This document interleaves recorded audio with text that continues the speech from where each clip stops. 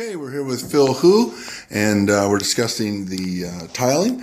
And so Phil mentioned about the opening there. You were having some thoughts that we were too narrow. Yeah, this opening here is going to be under 24 inches once you finally get it framed in and we bring the tile and the HardieBacker out here. And I always tell homeowners the minimum that you're going to want to go is 30 inches because as it is right now, I have to pretty much turn sideways to move through here. And it's not very comfortable. And I realized the reason we were extending this out was to make sure that we minimize the amount of water that came out here on the floor. And so what we talked about is 30 inches will bring us to a rough opening of 32, which is right here. And then once we build everything, it's going to wind up being around in this area finished. And this is more than adequate to when you're standing here showering, be it from the hand or the fixed one here or the rain head over.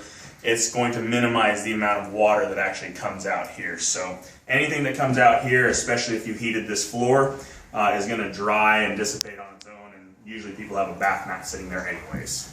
Okay, and then we had talked about how to do the drain in here. So we're going to have the bench seat, and then show me your little diagram. Yeah, so what I have here is the opening to the shower is right here, and this is the bench, this line drawn right here. And so this is the bench. And what I was suggesting was to potentially put a trough drain right there at the face of the bench where it hits the floor, because if we put our drain over here, what we're going to make is this very oddly pitched floor that you're going to stand on.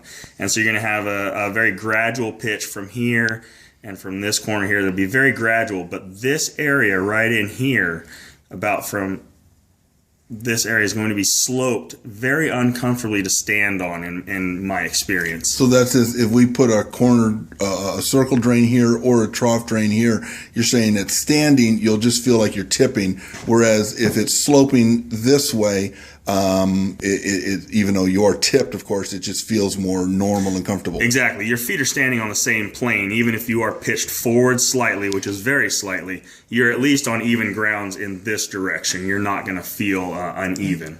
And then what are these triangle lines here? So what we'll have is from this wall, the back wall of the shower, all the way down to here, this whole floor will be one plane slope down to the drain trough itself. And these lines here are miters that I'll have to put in the tile floor to allow pitch from this wall down to the drain, from this wall down to the drain, and from the bench, the face of the bench to the drain. So these areas will be pitched differently than out here, but they're in an area where you'll never really stand on them. Okay, and then the location of this trough drain compared to the bench is just to be determined. It can be right up against the bench, out a little bit. We just, when we stand there, we don't want to be standing on that trough drain. Or are those trough drains pretty comfortable to your feet? I know the round drains, if you're standing on it, boy, you sure feel it. Yeah, you're going to find trough drains, and it depends on the one that we settle on, and it's going to be varying cost depending on how comfortable it is to stand on.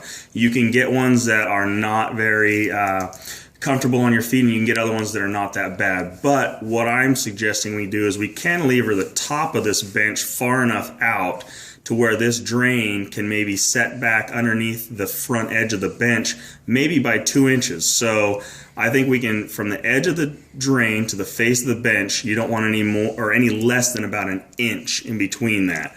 But I think it'll be far enough back to where when you're standing, your toes probably won't even touch the front edge of that drain itself. Okay. So I'm going to make that hopefully a non-issue on actually standing on it. And then the drain would still be accessible for getting the hair out of it and getting a rooter in there if need be. Most definitely, because remember, your bench is going to be about 20 inches. Mm-hmm. I think if we're going to cantilever it, I would probably cantilever maybe 4 inches thick at the most, so you have plenty of area in order to get a snake down in there if it got clogged, or to take the drain out, or do any maintenance that you need to do. Okay, some of those designs, of course, would be to be determined, but it's good to know what our options are there.